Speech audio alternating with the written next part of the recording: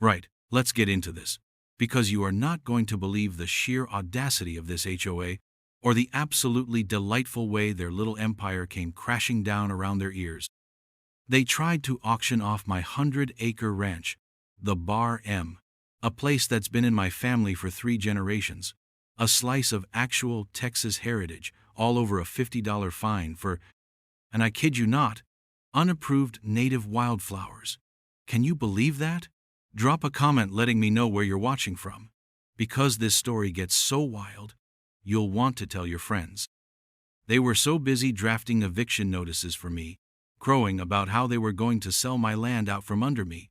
They had absolutely no idea that while they were doing that, I was occasionally glancing at the deed to their main office building, a deed that, as fate would have it, had my name neatly printed on it. Oh, the universe has a funny way of balancing the books, doesn't it? This isn't just a story about HOA overreach. This is a story about how a pack of power-tripping suburban tyrants accidentally picked a fight with the one person in the county they absolutely shouldn't have. The Bar M Ranch isn't just land to me, it's blood, sweat, and memories. My grandfather carved it out of scrubland. My father made it thrive through droughts and recessions, and I'd poured my own soul into maintaining its rugged beauty, its ecological balance. It predates the entire surrounding subdivision, Whispering Pines Estates as they grandly called it, by about 70 years. Whispering Pines was a sea of beige houses, with identical, meticulously manicured lawns, ruled with an iron fist by their newly formed Homeowners Association, helmed by one Brenda, call me Madam President Millcroft.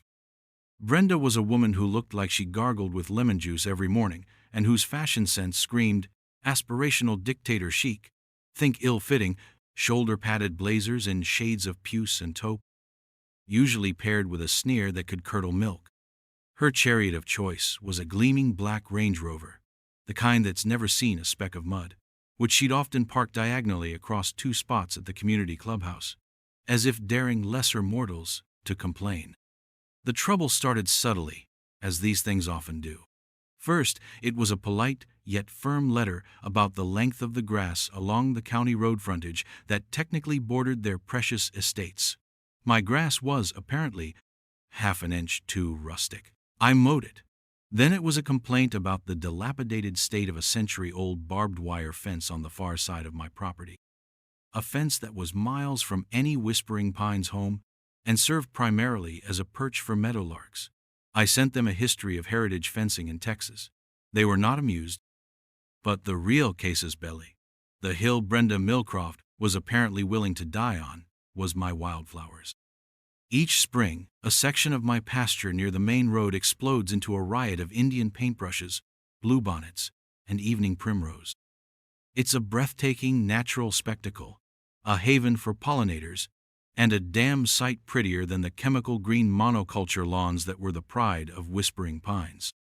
To Madam President Millcroft, however, it was an unregulated, unsightly weed patch that detracted from the cohesive aesthetic vision of the community. A $50 fine landed in my mailbox. I responded with a polite letter explaining the ecological benefits and the fact that my ranch wasn't technically beholden to their newly minted aesthetic codes, given its pre-existing status and agricultural zoning. Brenda's response was to double the fine and add a late fee. It was clear she wasn't interested in reason, she was interested in control. The fines began to escalate with alarming speed, each letter more threatening than the last, filled with jargon about liens, covenants, and the ultimate threat forced sale. They were actually talking about auctioning off my family's legacy because Brenda didn't like wildflowers. The sheer, unadulterated arrogance of it was breathtaking. I felt a cold knot of anger mixed with a sort of weary disbelief. These people were playing with fire, and they clearly thought I was just some dumb hick rancher they could steamroll. Little did Brenda know, my early retirement from a career in commercial real estate development had left me with a peculiar set of skills, a comfortable portfolio, and an almost religious reverence for the sanctity of a well-executed contract, and, as it turned out, a serendipitous ownership of a certain Class B office building just off the interstate. The absurdity of it all was almost comical, if it hadn't been so infuriatingly serious. They were genuinely trying to leverage a $50 trumped-up fine into the seizure of a multi-million-dollar property. The letters kept coming, each one dripping with passive-aggressive legalese and the barely concealed glee of Brenda Millcroft. I pictured her in her little HOA office, which I vaguely recalled being in a rather uninspired beige business park, cackling as she signed off on another demand for payment, another threat of foreclosure. She was HOA President Barbie, if Barbie had a persecution complex and a penchant for petty tyranny. It was during one of these moments, staring at a particularly obnoxious letter, printed on cheap paper but trying to convey immense authority, that a strange thought tickled the back of my mind. That business park. I owned a few properties like that, managed through a discreet LLC as part of my retirement income strategy. It was a long shot, a ridiculous movie plot kind of notion. But as the old saying goes, it's always the quiet ones you have to watch. And I had been very, very quiet for a long time. They mistook my patience for weakness, my calm for capitulation. They were about to learn that some wildflowers have very deep roots, and some ranchers have very long memories, and occasionally, very conveniently located commercial leases. The game was on, though only one side truly understood the stakes, or the assets in play. My first step was to treat Brenda Millcroft's little crusade with the seriousness it legally, if not morally, deserved. I dug out the Whispering Pines Estate's Covenants, Conditions, and Restrictions, the CCRs, a document so dense and poorly written it could have been used as a sedative. I pored over it with a highlighter and a strong cup of coffee, my old real estate lawyer instincts kicking in. It was a masterpiece of overreach, filled with subjective clauses about harmonious residential character and aesthetic conformity. But, crucially, it was also riddled with procedural loopholes and vague definitions, particularly concerning properties like mine that were adjacent but not strictly part of the subdivision's platted lots. The section on fines and enforcement was particularly aggressive, clearly written by someone who envisioned themselves as a feudal lord rather than a neighborhood committee member. While I was doing this, I also started talking to a few of my actual neighbors, the ones who lived on acreages like mine, and a couple of brave souls within Whispering Pines itself, who had chafed under Brenda's jackbooted reign. Old man Hemlock, who'd seen HOAs come and go, cackled when I told him about the wildflowers. "That Brenda," he said, spitting tobacco juice with surprising accuracy into a coffee can, "she's got a burr under her saddle bigger'n a Brahma bull's. Thinks she's Queen of Sheba. You watch your back with that one, son. She collects grievances like squirrels collect nuts." His words were more prescient than he knew. The real breakthrough, however, came from a far less expected quarter.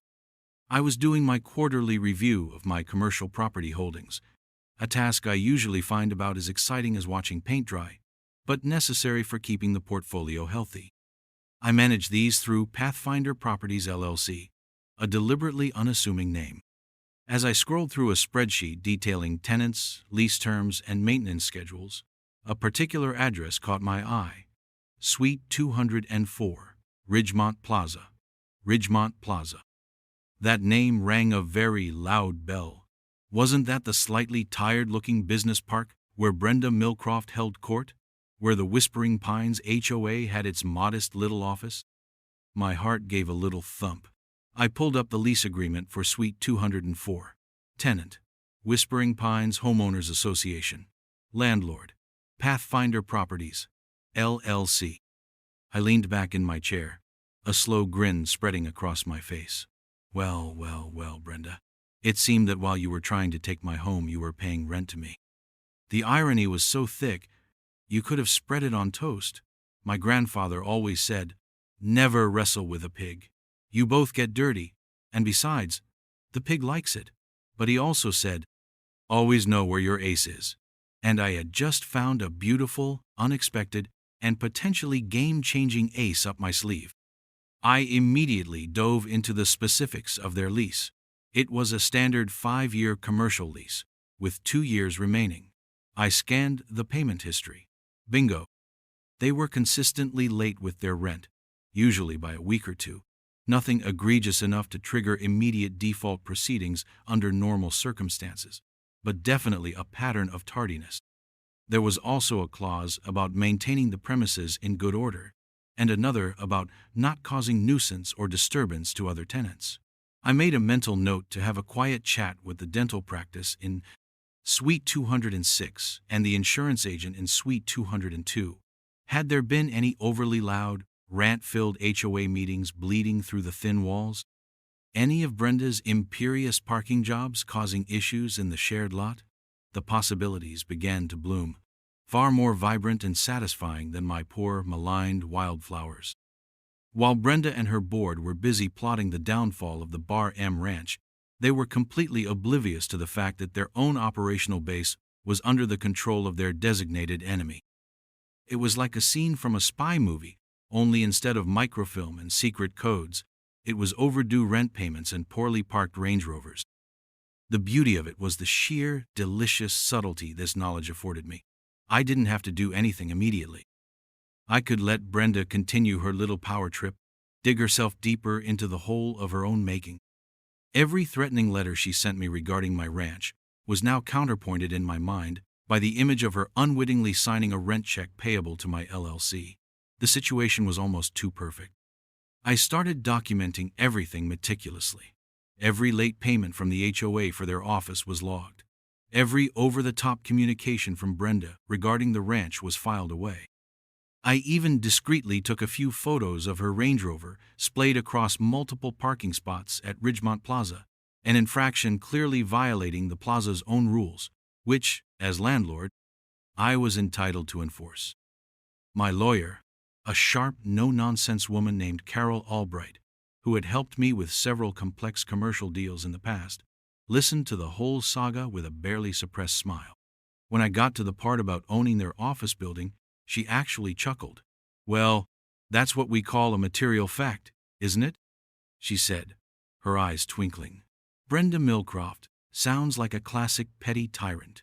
These types often have a glass jaw when confronted with actual power, especially when it's wielded from an unexpected direction. We began to map out a two-pronged strategy. First, to robustly defend the ranch against the HOA's ludicrous claims, and second, to explore the leverage afforded by my position as their landlord. The ranch defense was fairly straightforward. My property was agriculturally zoned and predated the HOA by decades. There were strong arguments for an exemption from their more cosmetic bylaws. Furthermore, their fining process had been procedurally flawed, with insufficient notice periods and a clear lack of due process, all driven by Brenda's personal vendetta. Carol was confident we could shut down their attempts to foreclose. But the office situation? That was where the real poetry lay. The HOA lease was up for renewal in 2 years, but there were clauses for early termination based on repeated breaches of contract, such as consistent late payments or causing disturbances. "We don't want to be premature," Carol advised, "but keep that arrow in your quiver. Let's see how aggressive Madam President wants to be about your wildflowers. Sometimes, the best defense is a well-timed and entirely legal offense." And so, armed with this extraordinary secret, I continued to play the part of the beleaguered rancher, absorbing Brenda's escalating attacks, all the while knowing that her own glass house was built on foundations I owned. The quiet satisfaction was immense. The next few months were a masterclass in HOA harassment. Brenda Millcroft, clearly emboldened by my initial deliberately measured responses, ramped up her campaign against the Bar M. The fines for the wildflowers, which I steadfastly refused to pay, citing my ongoing dispute, had now ballooned with late fees and administrative charges to a ludicrous sum, somewhere in the high 4 figures. They sent a notice of intent to lien, a document festooned with threatening legal phrases, clearly designed to intimidate. It was followed by a notice of a special HOA meeting where the matter of the Bar M Ranch's continued noncompliance would be discussed, with a clear implication that a vote to authorize foreclosure proceedings would be on the agenda. Brenda even started driving slowly past my ranch entrance in her black Range Rover, sometimes stopping to glare, her expression one of profound disapproval, as if my very existence was a personal affront. One afternoon, I saw her taking pictures of my mailbox with her phone. It was all so theatrical, so petty, yet undeniably stressful. The thought that these people, through sheer vindictive ignorance, could actually cloud the title to my family's legacy was a constant, gnawing worry. But beneath the worry, a cold, hard resolve was forming, and it was significantly fortified by the knowledge of my tenancy ace in the hole. I decided it was time to apply a little gentle counter-pressure.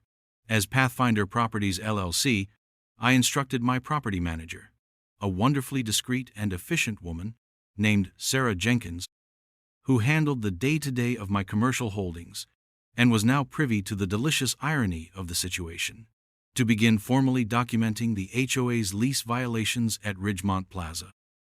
Their next rent payment was, as usual, 10 days late. Sarah dispatched a polite but firm notice of late payment, citing the relevant clause in the lease and reminding them of the late fee schedule. A few days later, the dental office next door to the HOA suite made an informal complaint to Sarah about loud and unprofessional arguments frequently heard through the walls, particularly on Tuesday evenings, which, I knew, was when the HOA board typically met. Sarah duly logged this as a potential nuisance violation. I also had her send a general memo to all Ridgemont Plaza tenants about adherence to parking regulations, complete with a diagram of correctly parked vehicles, subtly highlighting the kind of egregious parking Brenda herself was famous for. These were pinpricks, legally sound and professionally delivered, but I hoped they might just distract Madam President from her primary obsession with my wildflowers. Or, at the very least, add another layer to the web Carol and I were spinning. The HOA meeting regarding my ranch was pure political theater, orchestrated by Brenda for maximum humiliation. It was held in the Whispering Pines Community Clubhouse, a sterile room with uncomfortable folding chairs and bad lighting. Brenda sat at a table at the front, flanked by her two loyal board cronies, a nervous, balding man named Gary who constantly fiddled with his pen, and a stern-faced woman named Janice, whose lips seemed permanently pursed in disapproval. Brenda, in a particularly garish turquoise blazer, opened the meeting by painting me as a recalcitrant troublemaker, a blight on their otherwise pristine community. "This individual," she declared, gesturing vaguely in my direction without making eye contact, "has repeatedly flouted our clearly defined community standards, allowing his property to become an overgrown eyesore that negatively impacts all of our property values. The eyesore in question being the patch of native Texas wildflowers." I calmly presented my case: the ranch's pre-existing status, its agricultural zoning, the ecological value of native flora, and the procedural irregularities in their fining process. I even brought enlarged, beautiful photographs of the wildflowers, which Brenda dismissed with a wave of her hand as irrelevant. Gary mumbled something about "rules are rules," while Janice just stared at a fixed point on the wall behind me. It was clear this was a kangaroo court. The vote to proceed with lien and foreclosure efforts passed predictably. As the meeting adjourned, Brenda swept past me, a smirk playing on her lips. "The auction date will be set soon, Mr. Henderson," she purred, her voice dripping with venomous satisfaction. "Perhaps you can buy back a small parcel for your weeds." The sheer nerve of her! That was the moment. The moment my resolve hardened from firm to diamond. She had drawn a line in the sand, and now it was time for me to draw mine, right through her office. The next morning, I called Carol Albbright. "Brenda's gone full scorched earth," I said. "I think it's time." Pathfinder Properties LLC had a serious conversation with its tenant in Suite 204. Carol's voice was calm, but I could hear the smile in it. "I've already drafted the preliminary notices based on their consistent defaults," she replied. "Shall we proceed with a formal notice to cure or quit?" We decided on the notice to cure or quit. It gave them a statutory period to remedy their breaches, specifically to pay all outstanding late fees and provide assurances that the nuisance complaints would cease. we both knew they wouldn't take it seriously. Brenda was too arrogant, too fixated on her perceived victory over me and my ranch. And that arrogance was about to become her undoing. The trap was set. All we had to do was wait for her to walk right into it, which, given her track record, seemed virtually guaranteed. The delicious part was that the more aggressively she pursued the ranch, the more justified my own actions as her landlord would appear when the time came. The official Notice of Public Auction for the Bar M Ranch arrived via certified mail a week later. It was tacked up on the community notice board at Whispering Pines, and someone, I suspect Brenda's loyal minion Janice, even had the gall to try and nail one to the ancient oak tree at the end of my driveway. I removed it, feeling a surge of cold fury. The auction was scheduled for the first Tuesday of the following month, to be held on the courthouse steps. Brenda was moving fast, clearly relishing her moment of triumph. She probably imagined me, cap in hand, begging for mercy, or perhaps already packing my bags. What she didn't know was that her own clock was ticking down, much faster than mine. The Whispering Pines HOA had, predictably, ignored Pathfinder Properties LLC's notice to cure or quit regarding their office lease. They hadn't paid the accumulated late fees, and Sarah Jenkins had received another noise complaint from the unfortunate dentist in Suite 206, this time about what sounded like a very loud, celebratory party emanating from the HOA office on the evening their board had voted to auction my ranch. The irony was almost painful. Carol Albbright advised that we now had ample grounds for lease termination and eviction. The timing, she said, a glint in her eye, is everything. We want maximum impact. We decided to let Brenda bask in her perceived glory for a little longer, to let her announce her victory to the world, or at least to the readership of the Whispering Pines monthly newsletter.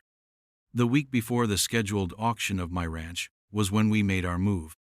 The HOA had called a special town hall meeting for all Whispering Pines residents, ostensibly to discuss upcoming community improvements, but the grapevine, which in such communities is more efficient than fiber optics, buzzed with the real news.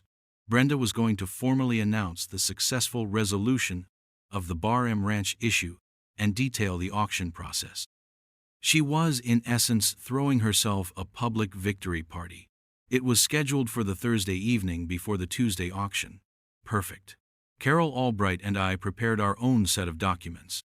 Mine, as landlord of Ridgemont Plaza, was a formal, legally watertight notice of lease termination and demand for possession for Suite 204, effective in 30 days, due to unrectified breaches of contract. Carol, as my legal counsel for the ranch, had prepared an emergency injunction request to halt the auction, citing multiple procedural failures, the disputed nature of the fines, and the bad faith actions of the HOA. The community clubhouse was packed. Brenda Millcroft was in her element, resplendent in a power red suit that did her no favors, a triumphant smile plastered on her face.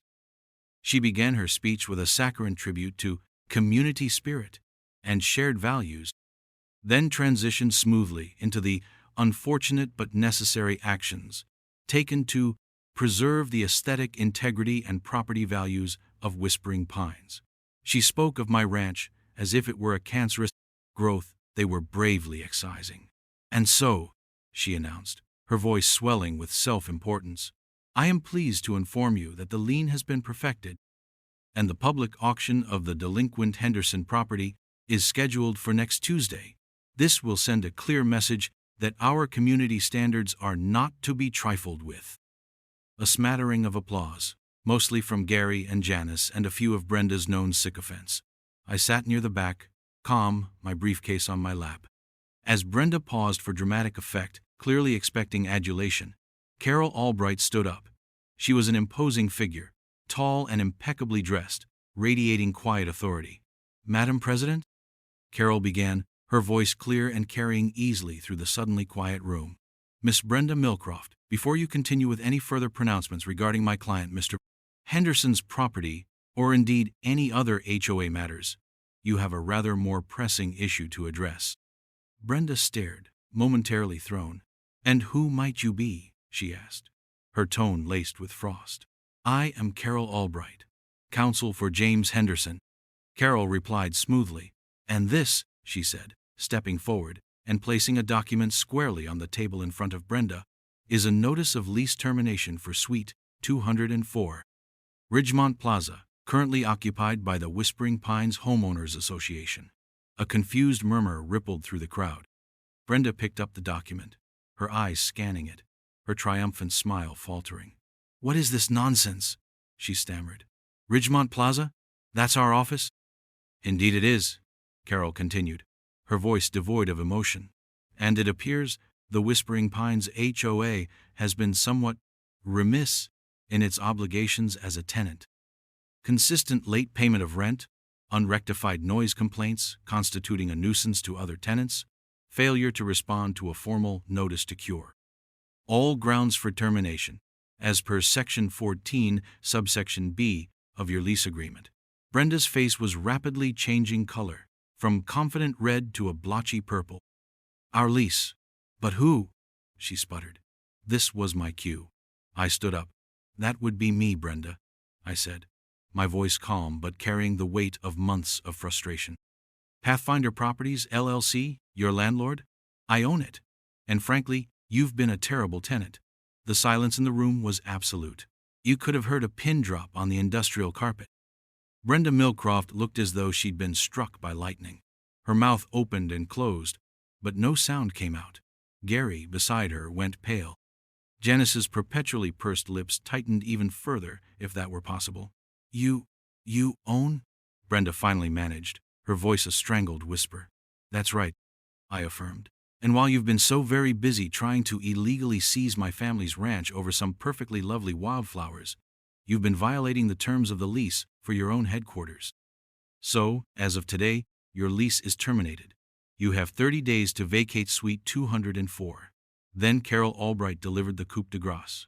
"Furthermore, Madam President," she announced, holding up another document, "we have this morning filed an emergency petition with the county court for an injunction to halt the spurious auction of Mr.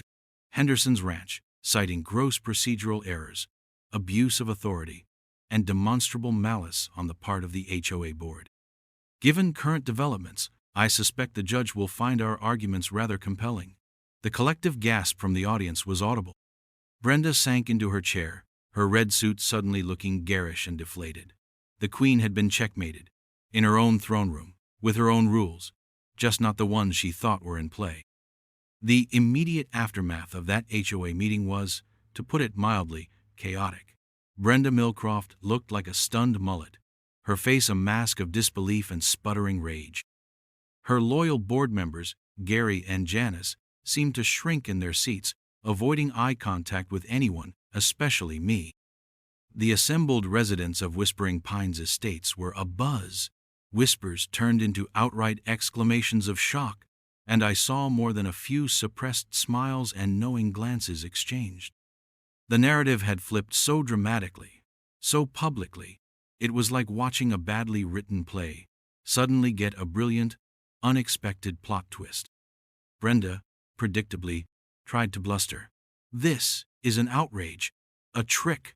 You can't do this," she shrieked, finally finding her voice, which had escalated to a pitch that probably disturbed dogs several blocks away. Carol Albbright, ever the professional, simply stated, "It's all perfectly legal, Ms. Millcroft. Perhaps you should consult your own legal counsel, assuming the HOA has one who isn't currently wondering how this was overlooked. You have 30 days to vacate the premises at Ridgemont Plaza. And I'd strongly advise against proceeding with any auction plans for the Bar M Ranch. The temporary restraining order should be signed by a judge first thing in the morning." The fight drained out of Brenda visibly. She was a bully confronted by a superior force, her carefully constructed facade of power crumbling before her very eyes. The HOA was in complete disarray. They now faced the immediate, humiliating prospect of being evicted from their own office, while their grand plan to seize my ranch was not only dead in the water, but had exposed them to potential legal repercussions for malicious prosecution and abuse of process. The special town hall meeting disintegrated as residents, sensing blood in the water and the delicious scent of schadenfreude, began peppering Brenda with questions she couldn't or wouldn't answer. Where will the HOA office move to? Who authorized these legal battles without full disclosure of potential liabilities? How much of our dues has been wasted on this vendetta against Mr. Henderson?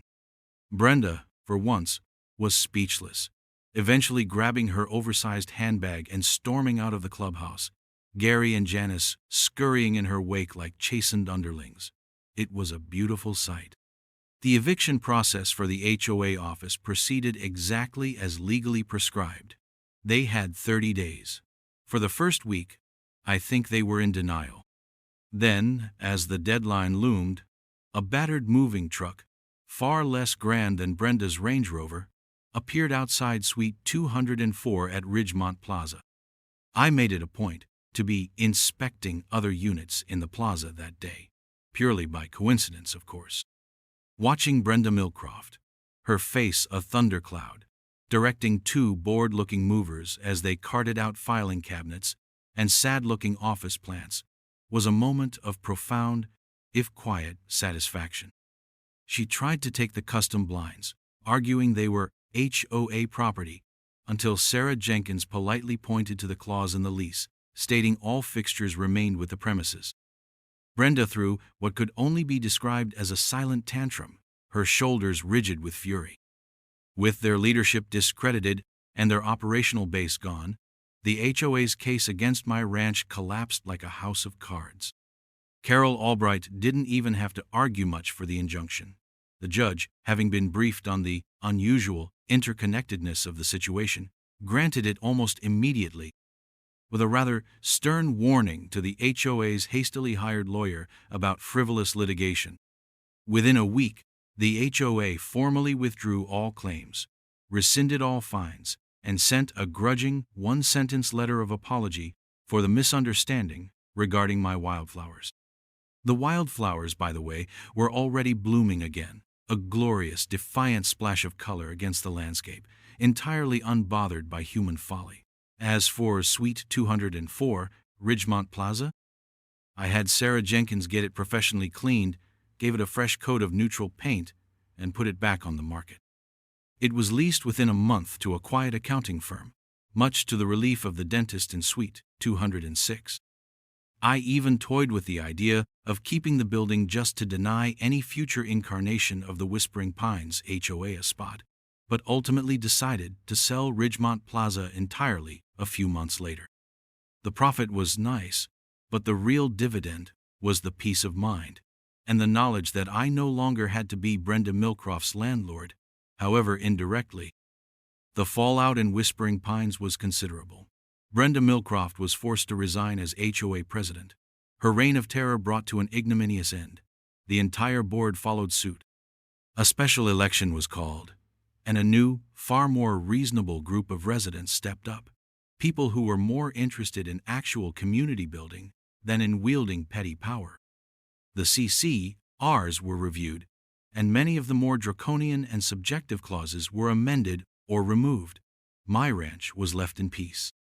The Bar M continued as it always had, a testament to resilience, both of nature and of a family legacy.